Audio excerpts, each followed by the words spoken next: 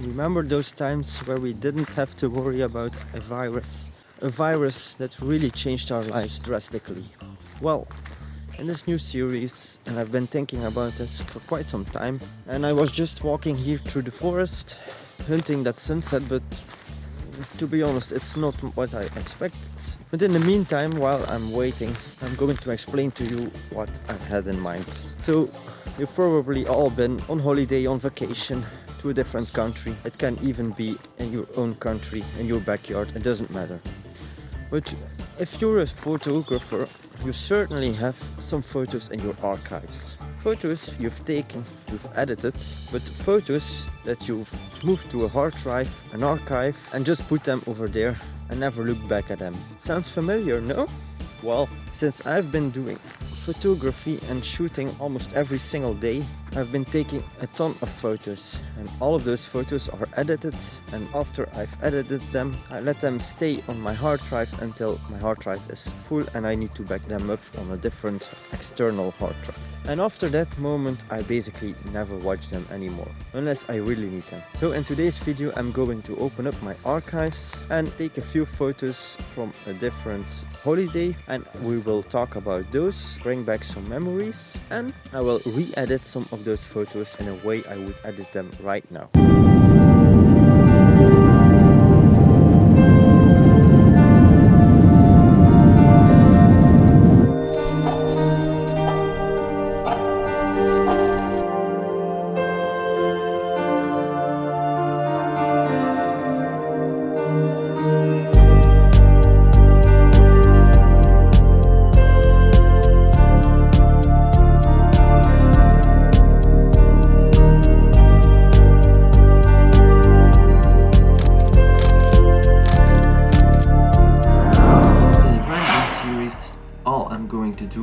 Just check some old photos I took some time ago and re-edit them and revise my edits from those early days. And what better way to start right from the beginning? So back in, I believe it was 2017, I bought my first DSLR camera, the Nikon D3300, and I'm currently still shooting with the same DSLR camera and of course the same kit lens.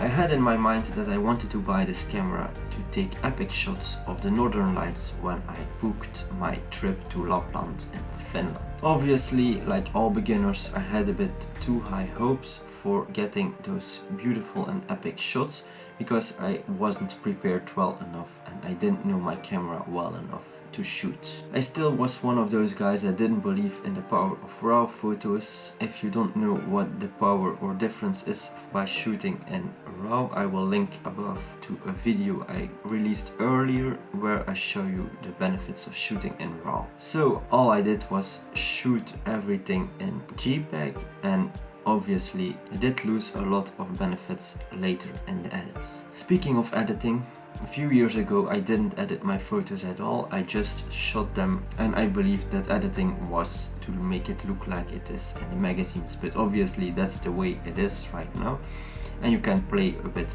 more with editing and you can still edit in a realistic way, and that's something I learned over the past few years. So no editing, I only shot in JPEG. One of my biggest mistakes was shooting in full manual.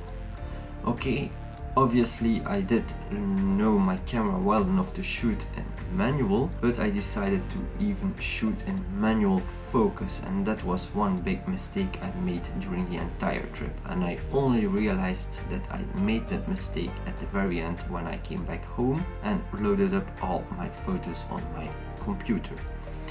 A lot of my shots were totally out of focus, and the only few I still had I managed to get in focus were not too interesting.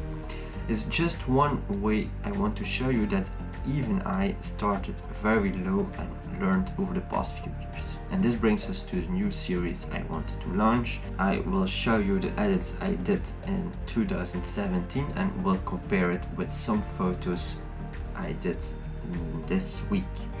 Just one reminder, I will only pick a few photos and only edit those. And if you guys like it and want to see more of these photos from my trip to Lapland, please let me know and I will make a few more episodes. Or if you prefer, or if you want me to go even more back in time or show you photos from older travels I did, please let me know down in the comments below.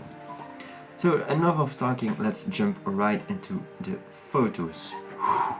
Like I said before, I will show you first the edits I did way back in 2017, and just one remark I wanted to state about those edits is that all those photos were edited using Photoshop. This time I only used Lightroom, so this is a major difference in my editing styles. Okay, so first of all I'm going to show you this photo. And also notice I used those black borders to crop the photos. It was something I wanted to do to create a cinematic look about the photos. A really stupid idea, I know, but yeah, well, it was how I edited back then. This shot was taken during the first day on my trip to Lapland, and on that first day we did a snow walk through the dense forests of Finland.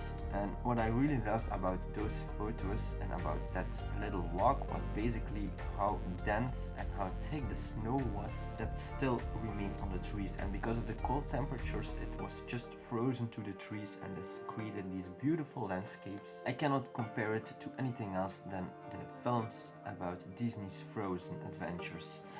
So this is what I wanted to achieve. This dreamy and this colorful sky was really beautiful, and we were really lucky we had the little bit of sun on that day, because it was the only day we saw the sun.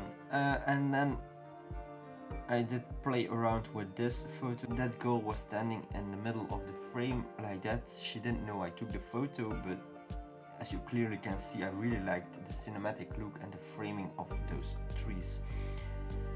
I still believe up to today that this is one of my best photos I took during my entire trip, framing wise and composition wise.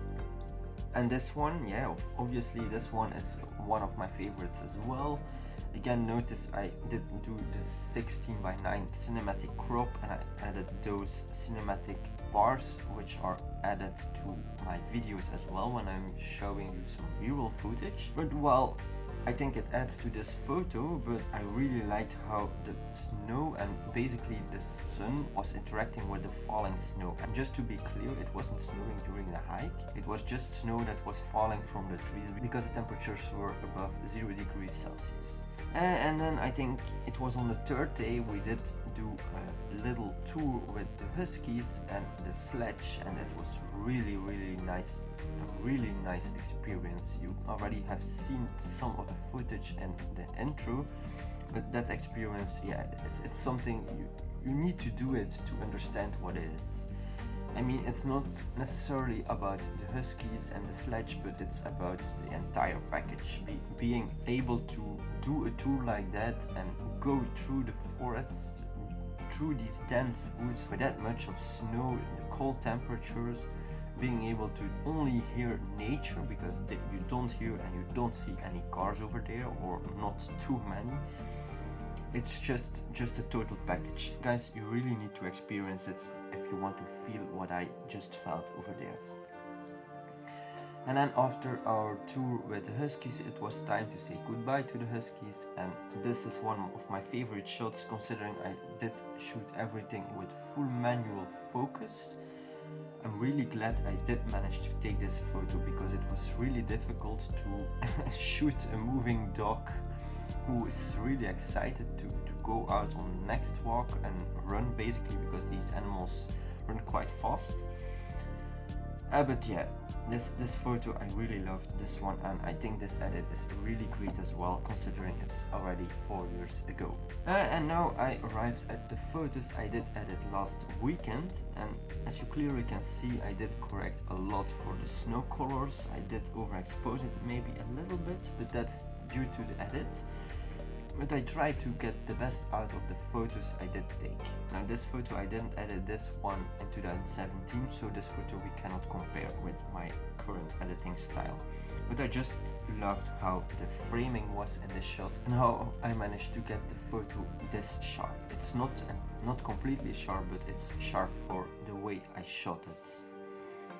And then here again the leading lines, and in this shot I already played a bit more with the composition because we have these trees in the foreground element and then you can follow the frozen river. I really love how it cuts through the landscape and guides you towards the horizon of the photo. And then another photo a bit more close up. I was back in that time, I was trying to play around with long shutter times just to create that dreamy and soft looking water, but obviously when you shoot from the hip it's not easy to do that. But I still love the photo and how it turned out. And then this photo we can compare it with the older edit from 2017, and I will pop them up right now. And as you clearly can see, I did edit it less drastically this time compared to the edit from Photoshop. Obviously I did play around with gradient maps in the edit in Photoshop, I still remember that. And right here I only edited the JPEG file because these are no raw files. And I did edit it a little bit basically. And then this shot from this little cabin, I really liked how the framing was in this shot, and I remember I did make an edit from this photo, but I cannot find it anymore. These are basically put everywhere around in Finland and Sweden just to avoid that people get lost in the forest and freeze to death. So basically these have a really important purpose for hikers. Whenever they get in troubles they can find shelter over there. There's some dry wood to create a fire, but it was really photogenic and you can see how much snow is still on the roof. But I really like the framing in the shot and how the snow interacted with the door opening over there. So this is my new edit from the girl standing in between the trees. It's less cinematic in my opinion. I didn't do the 16:9 crop, but I really love how realistic this edit is, and it really compares in a nice way on how drastically I edited my photos in the past. My second favorite shot is with the sun interacting with the falling snow from the trees. I didn't do the cinematic crop either right now, but I really love how this photo turned out. You can't do a lot with JPEG files in editing, but I really love how this edit turned out this time. And then I did edit two more photos from the Husky trip. And this one I really wanted to give it this blue tint again. I did add a bit of contrast, but I really love how this photo turned out as well. And then the Husky, I did try to edit the Husky in a more realistic way. I brought back some colors so the contrast isn't that strong compared to the older edit from 2017. Obviously this photo looks way more realistic but less cinematic in my opinion. I also played around with the color of the eye a little bit and added some brightness to that so it pops more from the photo itself. And then just one last photo. I know this is a crappy photo. I took this photo with my smartphone I was using back then. It was a Ricoh 3 I believe, just to show you that you can even obtain beautiful results with that shot. It was a bit blown up, the original shot, but after the edit I think it's quite decent. And these scratches you can see here are basically scratches from the plane's window itself. So really cool shot I think, and I love how the water is still cutting through the landscape over there. Yeah, it was a really cool experience in my opinion. This basically wraps up the first throwback to my archives. And if you like this little series, please hit a thumbs up, leave a comment down below what photo and what edit you prefer. Do you prefer my older edits or do you prefer my new style? And if you didn't already, please subscribe for more videos. Thanks for watching, and just remember, you don't need to be great to start, but start to become great. Bye!